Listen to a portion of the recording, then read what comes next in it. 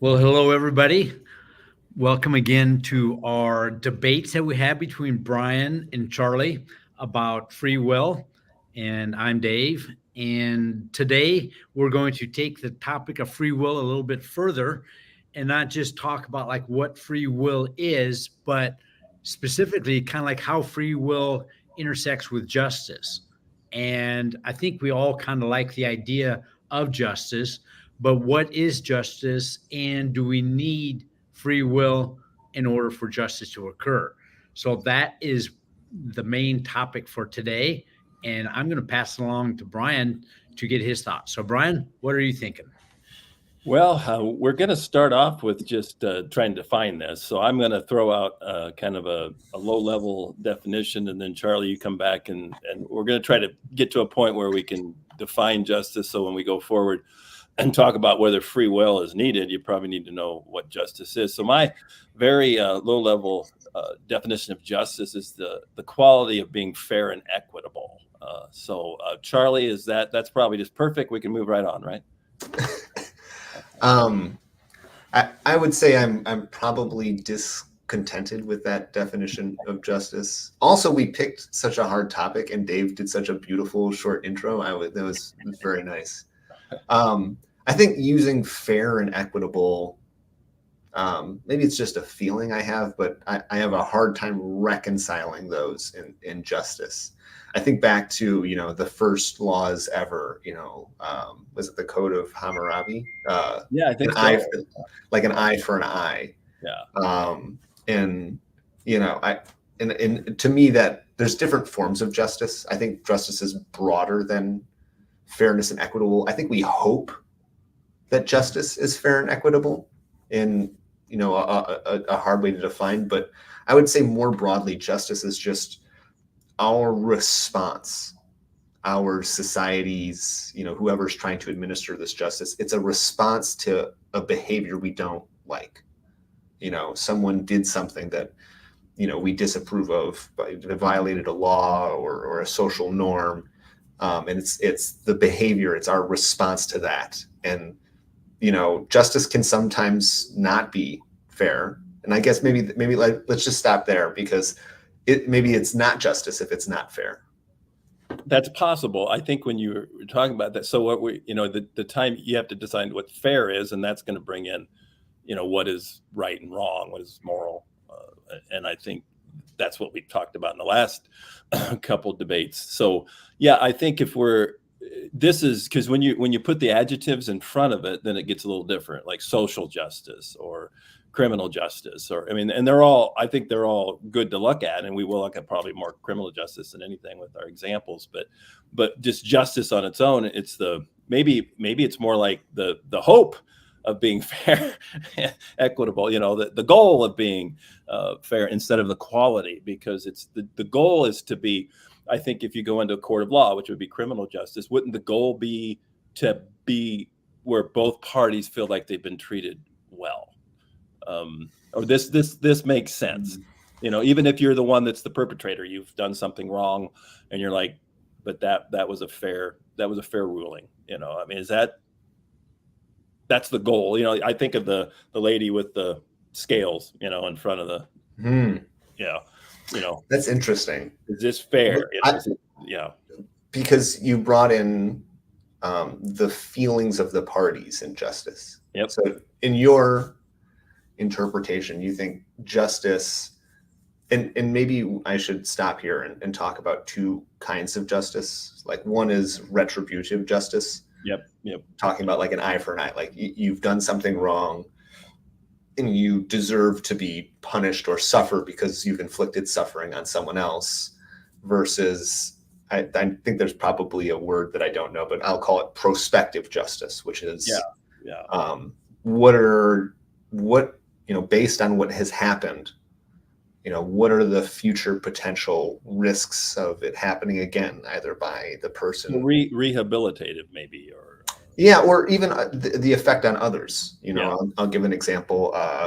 We know that murder rates go down as the likeliness of murderers getting caught goes up, right? And people are less likely to commit specific behaviors if the probability of getting caught is higher, if the severity of punishment is higher. So it's not, I think justice is more, it doesn't exist in isolation. It exists in a larger context. And when we talk about criminal justice, it's not necessarily, a person who committed a crime and someone who suffered because of that crime, but how do those decisions, affect society as a whole and the behaviors of everyone who participates in that society, which is why I think fair and equitable is too confining. I think justice is a lot. It encompasses something more than just the specific actions that happened.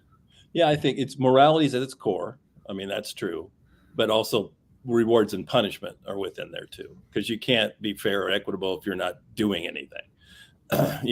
Because we're talking about more like what you would almost call negative consequent punishment.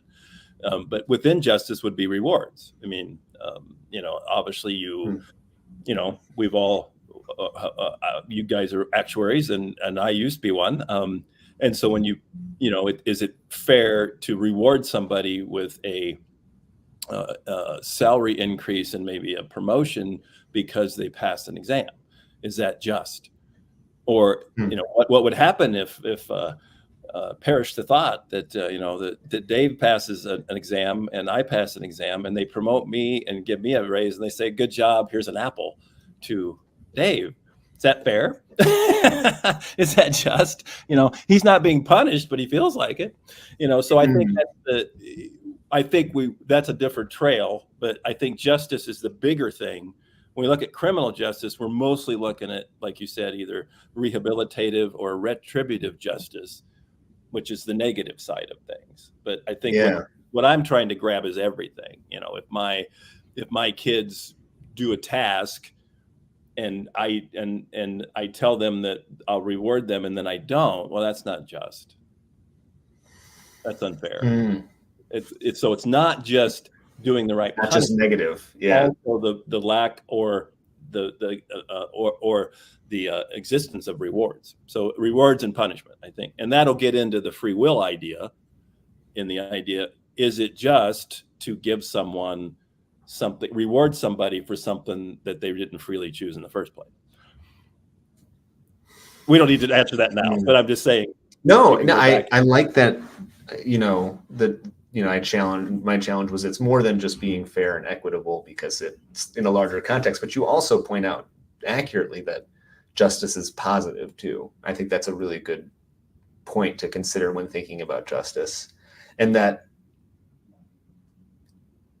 fairness does seem to come into that pretty hard. It's hard to imagine a scenario where justice is served positively that isn't representative of being equitable, on merit of having earned what we feel you've earned. Right. And I don't think, Brian. Yeah, retributive, justice, eye for an eye, could, we tend to take that in the negative, but it could be the same. You did something well, so I'm going to reward you. Not just you did something bad, so I'm going to punish you. It's both. I mean, it's like if you is it just if I go and grab something from Walmart and not pay the price for what it is? So I'm going to try redefining justice again. It's okay. Justice is the process with which we incentivize or disincentivize moral behavior. Yeah, I like that. Incentivize. Yeah.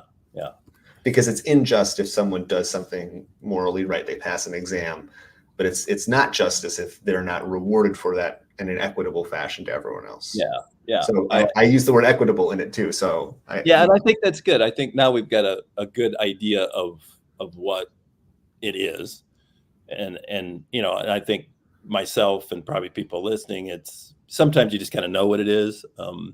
But I think it's good to have a definition too, because and emotions and feelings are going to come into it. Obviously it always does. But you're hoping a judge doesn't make that too much of his decision is based on his feelings.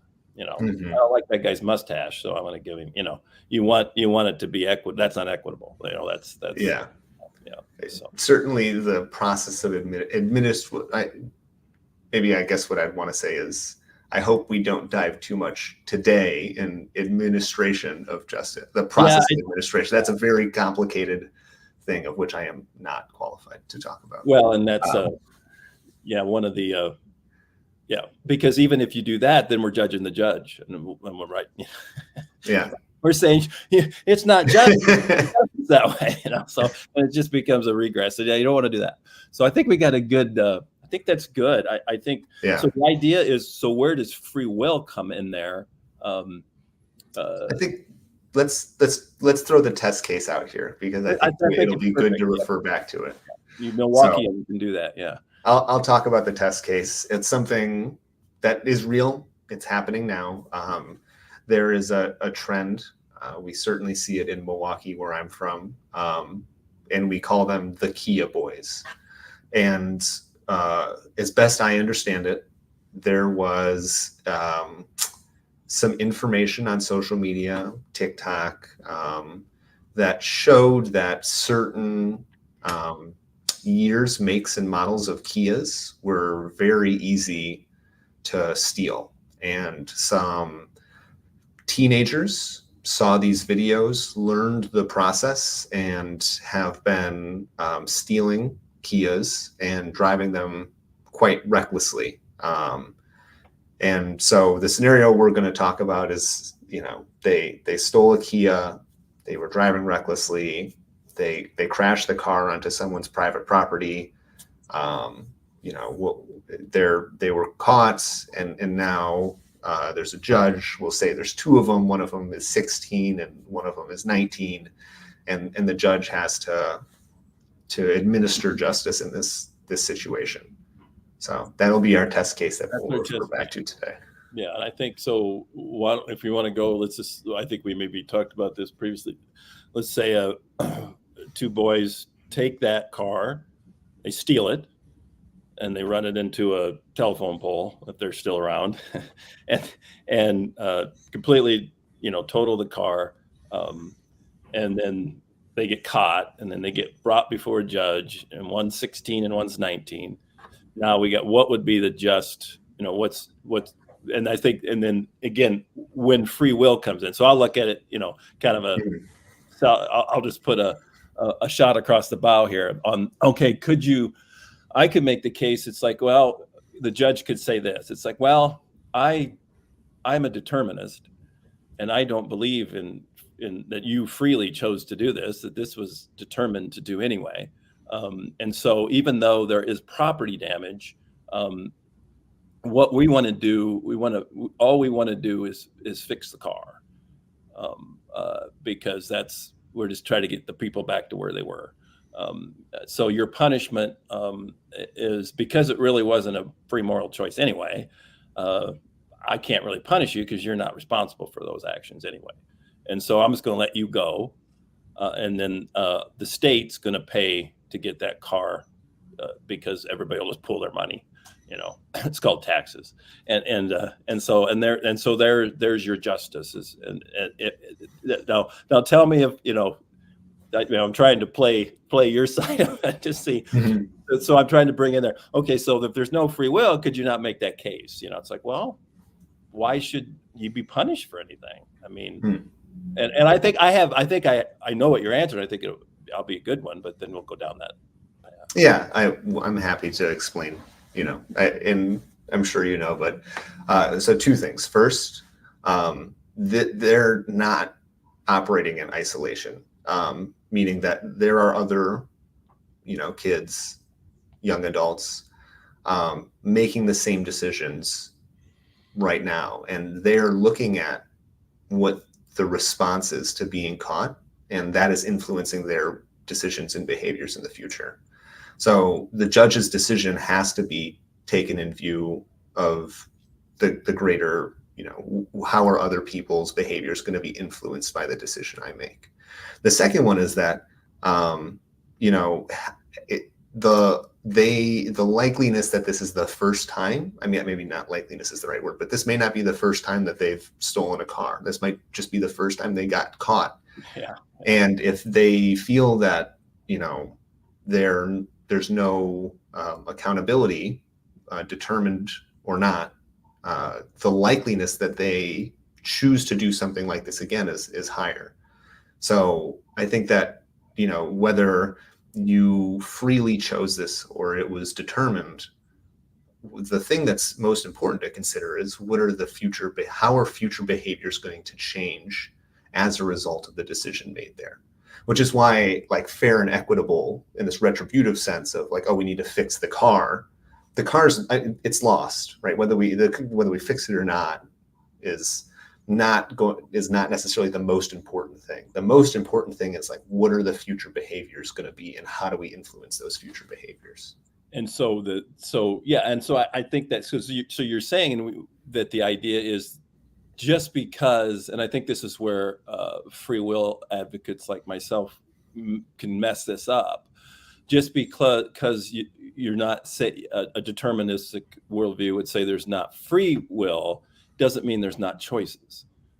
Yes, that they're free choices, and I think that's important to get across. Yeah, there's optionality. Let's maybe juxtapose with another extreme example. The 16-year-old had a gun to his head. The 19-year-old found him and said, "Hey, you know how to break into Kias. You're going to go steal a car for me. Otherwise, I'm going to shoot you right now." And he crashed the car because he was scared and didn't want to continue driving with a gun to his head, right? The response to that, I mean, if that were true, the response to that should be different, even though the results are the same, right? The same car was destroyed. Yep. Maybe in my worldview, there's still no free will. All of it was determined. But the options that the individual had that resulted in that were different. So the options presented are important, even if the decision is determined. I think that's important because it's, again, about predicting future behavior. Right. And so and I think that's a component of it, is the future behavior. And I think that's true in either side of this. I mean, since I believe he freely chose, I still want him to next time freely choose something more gracious and honorable and with good virtue. And so those are the same. I think I think about, what about the person who owns the car? Mm-hmm.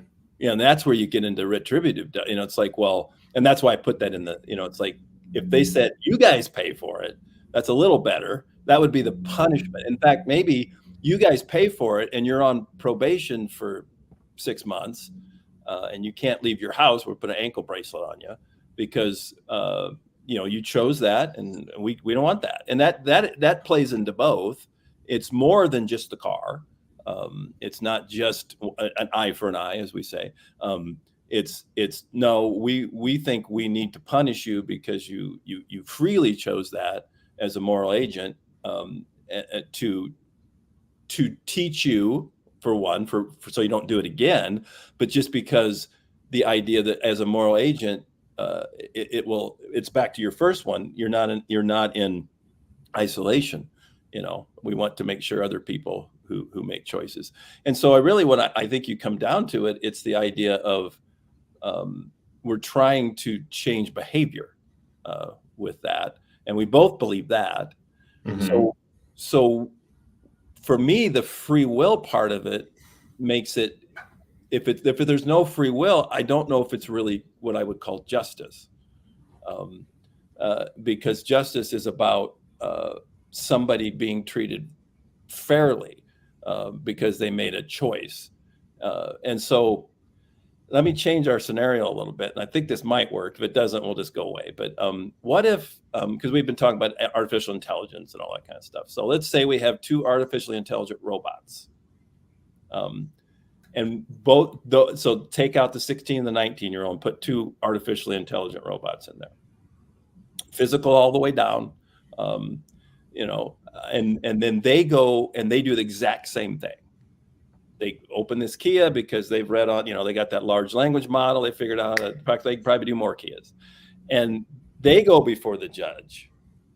Well, what do we do to them? I mean, and and I think maybe this is a decent test case. Maybe it's not. I think it is. Because if they're physical, we're not going to say they have consciousness, or that they're human even, but they have human abilities maybe. How would that be different? What would we do with them? What would be just there versus the two kids, that are biological machines in a determinate. I know both of them are made up of junk or stuff. One of them's more maybe titanium and carbon or something. The other one's just biological. So what would we do to the robots different than we do the kids, I guess? Well, maybe we would treat them the same. So first I would say, like, the first thought that comes to mind is like, who has influence over their future behavior, right? Were these designed by a company? Is their code open sourced or influenceable by, the people that created them? Are they privately owned by private citizens? When I think about the influence of future behavior, who has control and influence over that behavior? And is there accountability that can be held at that level to prevent, future action? Yeah. So I would say that it's probably not very materially different from my perspective than the biological. So let me ask you that, Brian. Yeah. How would they be treated differently? That's a good job, Charlie, because if you're going to ask a question, you got to be able to answer it. Well, I think you hit it well, and I do think that may be part of the main difference between the worldviews is the idea of, you have an atheistic worldview and I have a theistic worldview. So when you talk about the robots, I started thinking, well, you would do that. I mean, it just makes sense that you would say, well, who created these? Did they is there something wrong with the model? Why are they still in cars? What data are they reading? And so you wouldn't necessarily punish the robots because they're not really the ones that are the problem. It's the creator or the programmer or whatever. Unless they're part of a large network. Yeah, maybe the network is learning as well. Yeah, exactly. So I do think I think there's a pretty good example because you can see from my worldview, you would look at the kids and you would say, okay, I'll quote Thomas Jefferson. We are endowed by our creator with certain inalienable rights. And it's that worldview idea. And that's kind of that there's something different about the ontology, we get to use that word, the makeup of a human versus the makeup of a robot. There's similarities. In this case, they made the exact same actions. But just like you would go back and look at the creator of a robot, you might want to look at what is the base. Is there a creator of the people? And are there some, and that gets us back into we talked about this earlier. This is not a gotcha, I don't think. It's just the idea that, and this, it's the idea, okay, is the morality coming from society or is it coming from the creator? And I think if you do the little test case of the robots, it's intuitive for us to say, well, we're going to go back to the creator. We need to find out who this creator is. Is this a good creator? Is it a bad creator? And then they got another moral qualities. And the same thing with the person. It's like, well, what is intrinsically valuable about a person? What is intrinsically required of an agent, a person? Are they moral agents? And what causes that action? Does that make sense? I mean, I'm gonna be honest, Brian. I don't think you answered the question. Oh, I did. So two things. So one is specifically around the creators of the robots. Can we influence? Do they have influence over the behavior of the robots, and can we hold them accountable in such a way that changes the behavior of the robots in the future? So are you saying in your worldview, from a theological perspective, that would be true? Yeah, I think hold the creator of humans accountable in such a way that changes human behaviors in the future. And I think that's how. Explain how. This is how. This comes down to the core of it to me. If there's no free will, you have to say the creator is at fault. I think. Why? Because they're the ones that created the. Not involved. How do you influence the creator's influence over us? Well, if you let's go down back to the robots. I mean, you'd have to have Okay. access to the creator. So if you're a judge, Yeah, yeah. you're going to use that and explain in a practical sense how a judge looking at two human beings in their courtroom is going to do that. Well, I think it's real easy if you have a free worldview. Explain it. Okay, I will. So what I would say is, unlike the robots, the creator God created you with moral free will. And so it's not his fault or her, it's not their fault that you messed up. You have free moral choice. And so the punishment and the consequences go to you. You're a free moral agent. You made the choice to get into that Kia and do that. And you knew that, and you probably should know because you were created by a benevolent creator, that this is wrong. So you don't punish the creator. The creator gives free will. And if that could happen in a robot situation, you would punish the robot. You wouldn't say, hey, it's the creator's fault. But if it's a deterministic view, and there are theological determinists out there, I'm not one of them, but I think you still would have to go back and make the creator culpable, which makes it really hard because it's a little bit easier to find a programmer of a robot than to try to find the God of determinism. But you see what I mean? To me, the free will just that makes it possible that now we're going to punish. Now justice makes sense because now you made the choice. It's you're culpable. Nobody else is. It's not society. It's not your synapses in your brain. It's you. So let me see if I can summarize correctly. If the creators of the robot are inaccessible and allowed the robots to make decisions on their own without direction from the creators, you would treat the robots the same as the humans. I think you'd have to. Okay, so how should we not view humans as robots? I think again, because the robots still are deterministic, even if the creators are definitely deterministic. Yeah. So why shouldn't we, when viewing humans and our responses to them, view them as deterministic robots? Because we believe in free will. But you just said if it's the same circumstance as the robots, we should treat them identically. I thought you meant, sorry, I didn't understand the question. I mean, I thought you said if everything's determined on either side, then yeah, you would do the same. No. I don't. If the creator of the robots does not have influence over the robots' behaviors, right? If they have imagine I created an LLM, I created a predictive model. Okay. I embedded the predictive model and processing within the robot, and I no longer have control over that robot's behavior. Right. I created it, but I don't have control over its behavior anymore. Right. Yes. Should I treat the robot identically to the human beings with free will? I think you would. The difference would be, I think, if you. So, are you saying that the robot has free will? I guess is my question. I'm saying neither of them have free will, Brian. I know, but go down that primrose path. Come into my worldview and say, hey, I believe that we have free will as humans, and so if it's possible that somebody could make a robot and give it free moral choices, then yes, you would. I don't know. Again, remember, all I'm saying is that they don't have influence over. Yeah, I don't. All I'm saying is that the person who created the robot would not have influence over the robot's behavior. Right. And I think the robot, if they have no influence over the robot's behavior, then you would have to go back to the ontological question: what is the robot? I'm still asking. A robot. How would you treat them differently? I'd probably just turn them off. and because we value human life, we wouldn't turn off the humans. That's it. There's an intrinsic, it's kind of back to the worldview of where our civilization. So let me just be clear. It is purely because they are human. Yeah, I think so. I can get behind that because we're humans and we value human life over all other life. Right. If a dog got in there, we wouldn't necessarily punish the dog the same way. Well, we do turn off dogs sometimes that do things we don't. We do turn off. Yeah. In fact, we turn off dogs to be gracious. Yeah. But we wouldn't. Yeah. So I'm just saying. We just got the next debate, euthanasia. There you go. Yeah. Well, so all I'm saying is that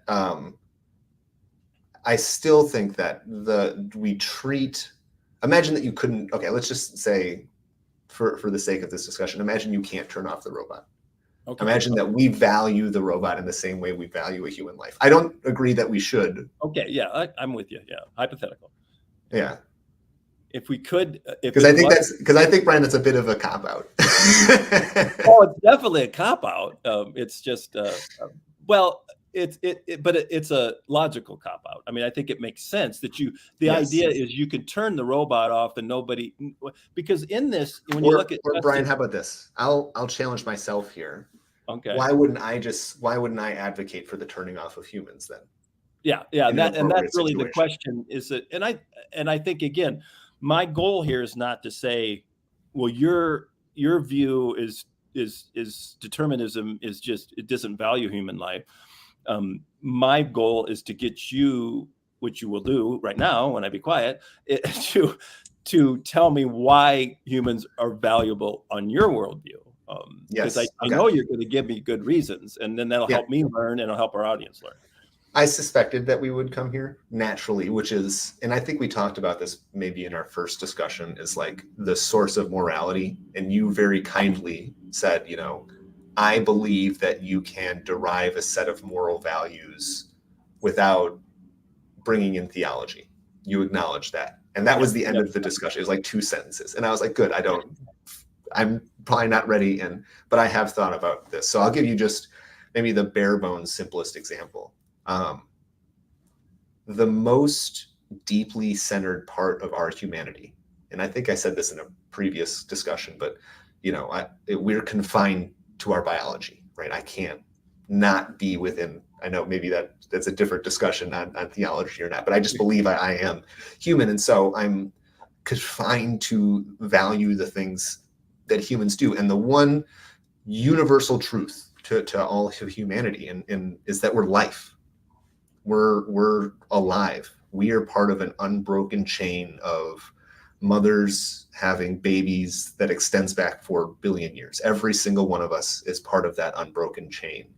And so we, as mammals, having evolved into societies, and first tribal and then larger societies, find that our lives are 1, filled with the least amount of suffering, and 2, have the most effective reproductive rates, meaning that lowest maternal mortality, lowest infant mortality come from successful cooperation of the largest number of nodes in a community, right? The more people we have, it does not grow on an additional basis, it grows on a multiplicative basis.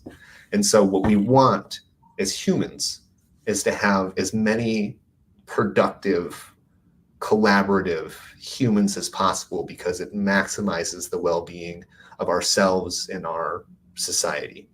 That is just inherently part of what makes us human. It's what differentiates us from our nearest relatives. It's also what we have in common with many of our nearest relatives, in that we value care for each other. We love the young of those that aren't our own. That's just part of what it means to be human. And I don't think I have to call the theologic to recognize the very real physical nature of that care for one another. Yeah, and I completely agree. I think that would be everything you said. I think is a subset of what I would say about the quality of humans. I mean, yes, there's all those things. Obviously, we have all the, you can do all the neurological testing and all how we're different, and then just look at the experience. How we do things differently, but it seems to me a little bit that I wonder, and we can't do this, maybe we could take Sim Universe instead of Sim City, but if we had it, I wonder about this, and this is something I'd like to hear your thoughts on. It seems to me that sometimes atheistic and deterministic worldviews are almost borrowing the language from a theistic worldview. Even the word justice, or you use the word suffering. Well, when I hear suffering, and I think when you hear suffering, I think bad. I mean, it's like, why would I want to do that? But again, why do we know there's a good or bad? That's the thing. This is just kind of a maybe more of a conversational way, what we call a moral argument. or a moral case. It's not really an argument, but the idea that can we really know true moral categories of right and wrong without a creator? Is it something? Certainly, I think we do agree on this, and is that you can't have objective moral values and duties without in a deterministic atheistic worldview. Is that, Yeah. We both believe that, right? And let's just real quick, objective meaning that if all of the humans disappeared, all of life disappeared, would it still exist? I would say no. Yeah. Right. It's subjective. Right. It only that moral landscape exists because of us. Right. We create it. Or if you just maybe even a little bit nuance of that, just say you said two people, if you just had one. You're right. That's a good point. It is usually relational. Right? Yeah. So if you have two people, the theistic worldview is that there would still be oughts. There's still something they ought to do because they still have a connection to Creator. And if they, and I didn't think about this, but what if they didn't procreate? What does that do to you? I mean, I didn't think about that. Are you asking about my worldview? Well, given the fact that seemed to be a big part of utilitarian view of getting more people. You're right. No. And I thought, there are people who can't have children or don't want to and choose not to. It is my world, the source of that humanitarian moral value is not prescriptive on what you should do. It is a result of what has actually happened. Okay. Which is a deterministic view. Yeah. Yeah. So for 4 billion years, children had children until we were produced. And the children that valued one another and took care of their family and their local tribes and worked collaboratively in a society, even with strangers, outcompeted those that didn't. And that's what made humans humans. So that's why those values are intrinsic to us. They're, I think Jefferson said, God endowed it with us. And, I would just say that our evolution endowed us with it. Right. And I think, and just as an aside for me, because I may be in the minority, whether evolution's true or not is really kind of irrelevant to I'm not saying you're saying that, but just as the audience, that I think it works either way. I mean, I'm fine with, I just go where the truth is. If it makes sense, then that should be the way we go with it. But kind of back to the just maybe the two people, the idea of the ought, why ought I not do something versus, a moral obligation, that's the idea. I think it seems to me when you talk about moral obligation that kind of back to Jefferson's idea, and I don't know my American history that well, but I think most of them were theists. I don't know. It seems like that's kind of built into the system, the idea that we kind of say, well, the Creator creates us with intrinsic value because we're image bearers of His, and that's what gives us quality higher than anything else. It doesn't. All the rest of the stuff you said is also true. I don't think you. I think, but it stops in a sense that it seems to me, and I'm not doing a great job of verbalizing this, I think, but that the atheistic deterministic worldview is borrowing categories from a theistic view and then kind of using the terms good, bad, suffering, right, wrong, immoral. I can sum this pretty easily for you. Good. Where did theism come from? That's a good question. In my worldview, it would be humanity. Right. So why does my description of humanity borrow from theism? Because theism is a human construct, reflective of our humanity. But for example, I'll give you a good example. I know in Christianity we consistently say that we are created in the image of God. Right. And I would just say that God is created in the image of us. Yep. So why is so much of the theological world useful, relevant, persistent? Because the theologies that weren't useful, relevant, and persistent don't exist anymore. It's the mimetic evolution, as Dawkins would say.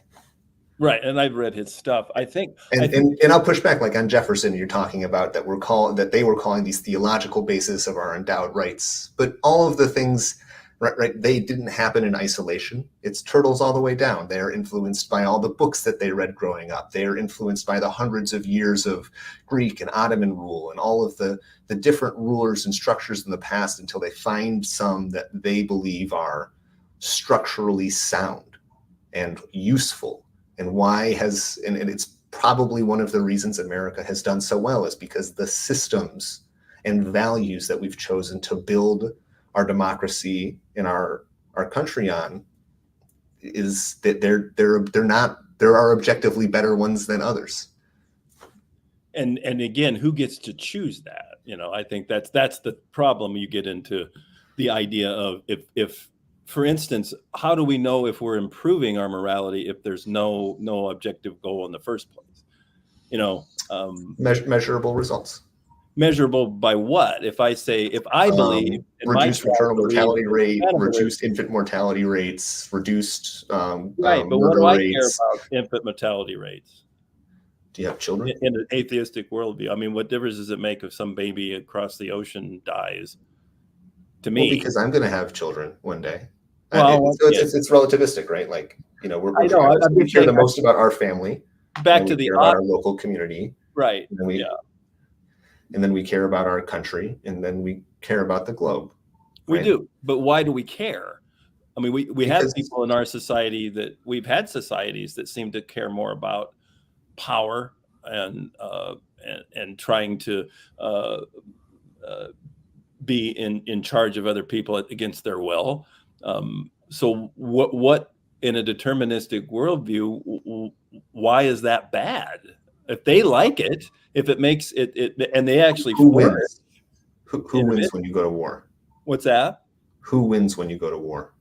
The most powerful one. Yeah, and collaboration is more powerful than isolation, and it can be, but not all. What if a bunch of people with 50 IQ get together and collaborate, and you got three guys that are geniuses can make neutron bombs? Yeah, collaboration doesn't make a darn bit of difference if these guys are not altruistic. If they're just like, and I get, what I'm getting at. I'm just pushing the idea that it comes back to me. And there's another question I want to ask, because I think it's one that we're very united on. But is the idea, I think this is the difference. I don't think I'm going to probably convince you, or you're going to convince me. That's not really our job anyway. But to get out there, when I look at that, I'm like, I can't, there's a grounding question problem for me. I was like, I understand what you're saying, but how do I know, for instance, I don't want to use the Nazis because everybody uses the Nazis, but maybe, so I'm just trying to.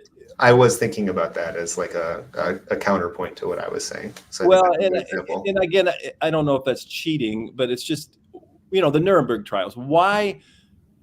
And they went back to creator, if I understand them right. They went back that there's something objectively wrong with what you did, even though your society decided, and probably the powerful in your society, I'm not throwing all the German and Japanese folks under the bus, but why? And that's what they said. It's like, for us, we evolved, and this is what we came up with. Why do you like altruism and cared about people and having everybody kind of equal and a democracy and all this stuff, and we like power, and we'll just have serfs and and lords, and why is your system better than mine? What they I think they went back to is there's something below that, kind of the Jefferson thing.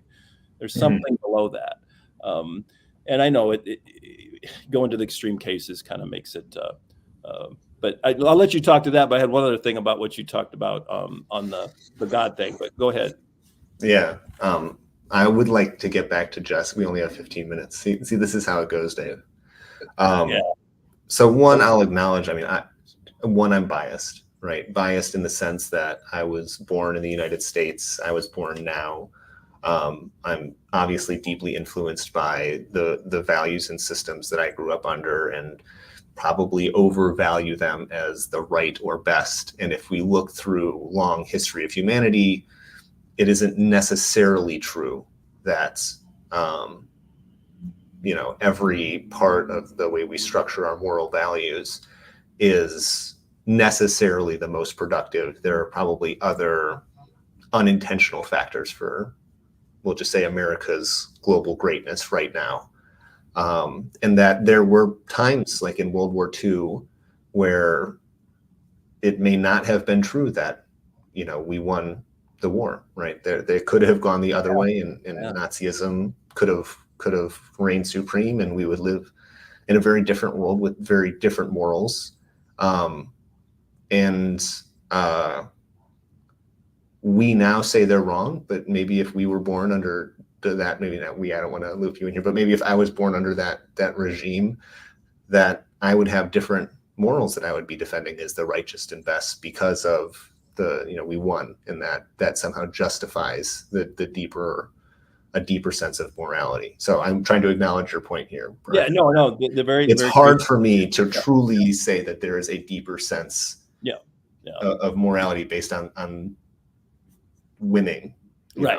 Having the best, most productive society. I don't know for sure, but I assume Germany was probably a pretty productive society to have been as successful as they were, taking on arguably the entire rest of the world. Amazing abilities, and that's and I think some of this comes down to we're trying to look at I guess facts and evidence, but some of it you just don't like it. I mean, and that's part of that too. But when you come back to the justice question, the grounding to me still makes sense. And it's like, is it about moral causal agents making choices, and then they make what we would call bad choices, you punish one way. If they make good choices, you reward? Or is it just trying to fix something that's broken?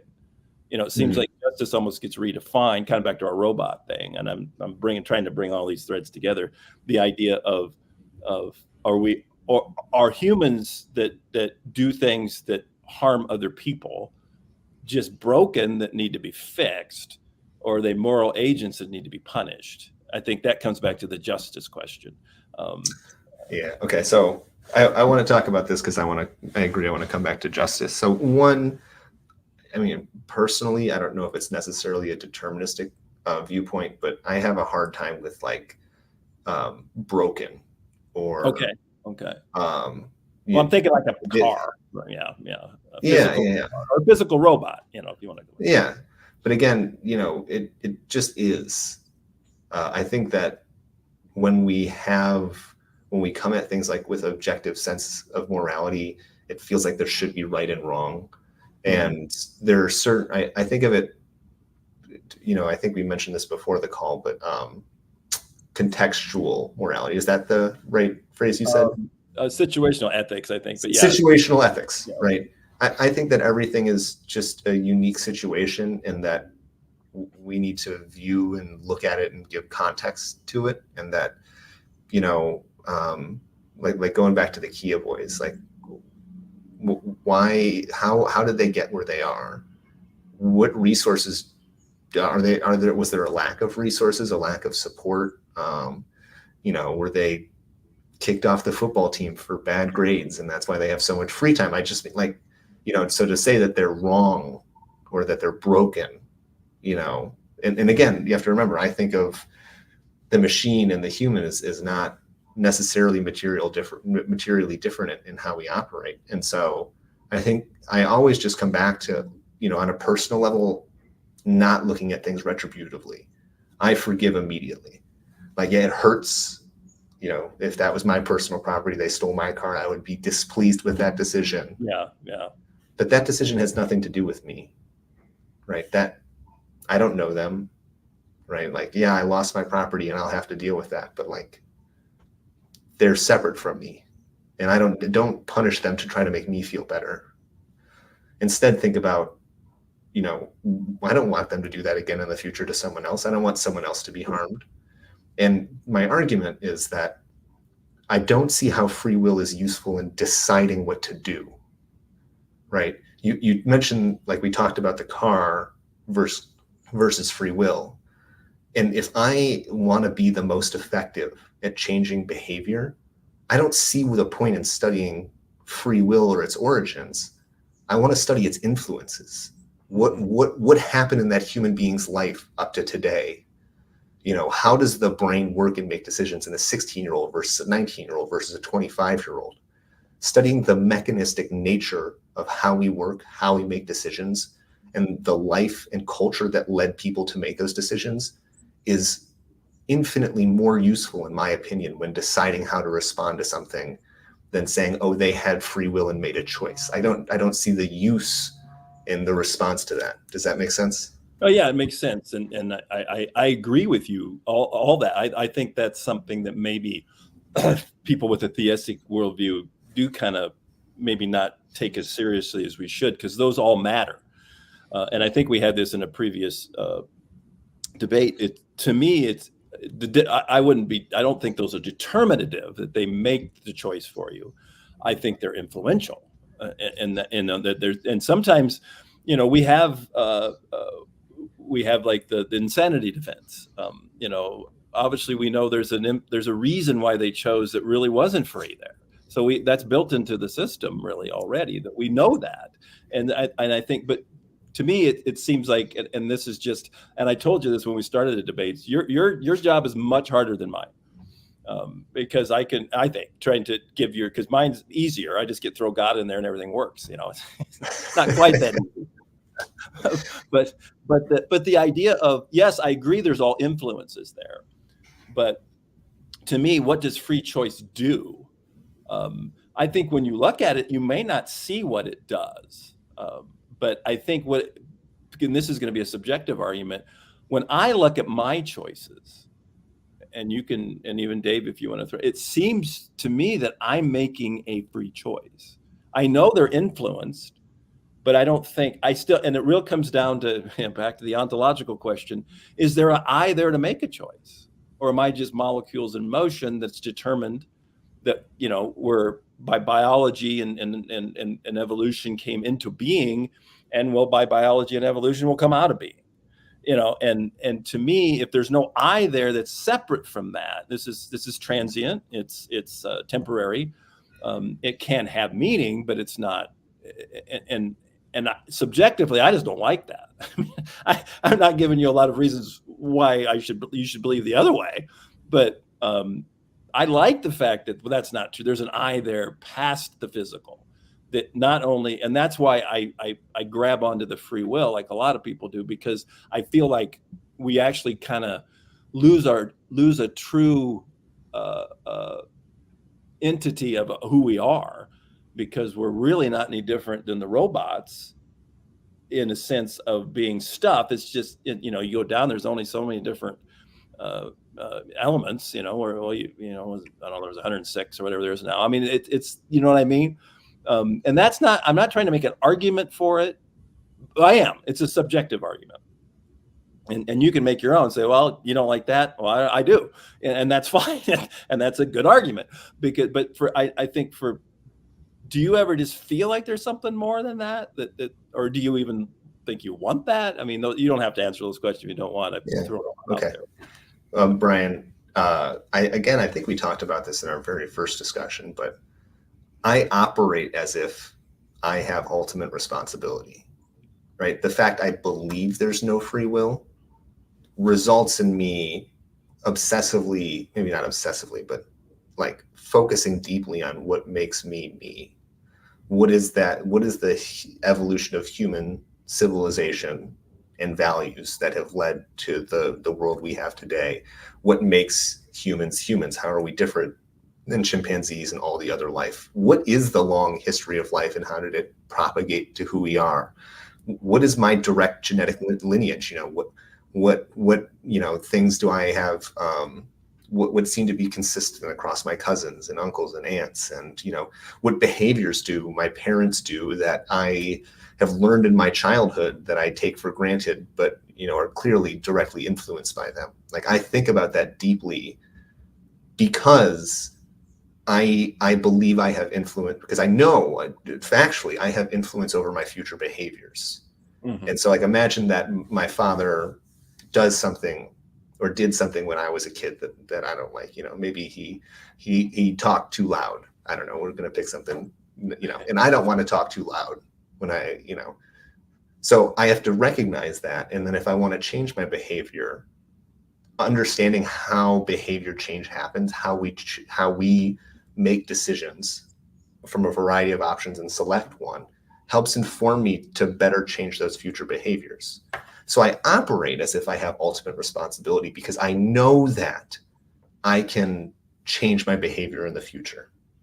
And that I know, because of the complexity of the world we live in, the decisions we make can have really big cascading effects.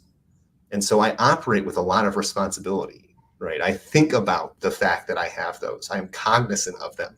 And even deeper than that, you asked about this feeling of wanting free will. I love the experience of like giving myself up to God. Like, I don't think that that's a bad experience, or that my argument has never been to not be theological or not be religious. I'm not advocating that. I don't want you to be like that, Brian. Like, I think that you have a profound sense of self and fulfillment, and that's good. That's a good thing. And the things that you experience and the process with which you experience them are useful, and other people should learn from you to experience those same benefits. Like, Yeah, it's not about being scientifically correct. It's about having objectively a good life. Yeah. And so, but my point is that I think that the point I'm trying to convey with the discussion today and the discussion overall is that even if you believe in free will and a theological origin of morality, it is still extremely useful to study what makes us from a deterministic or a causal perspective. That is a very, very useful piece of knowledge to help improve the quality of your life.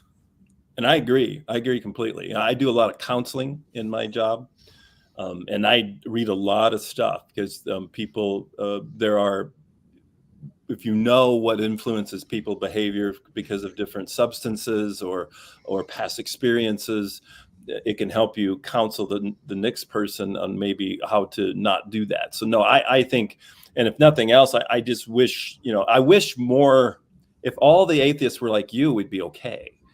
I think that's the idea, is that if what I'm concerned about, and obviously we got plenty of theists in the history of the world that didn't seem like they were following at least the God I try to follow, but so we got our own problems. But the idea of if we had that, if we both want the same thing, like you said, the altruistic things, and have that feeling, I think we can work together. The thing I get more is and it's one of those things that it's kind of it's not a cop out because it's logical, but mine is like, it's back to, it can go on forever.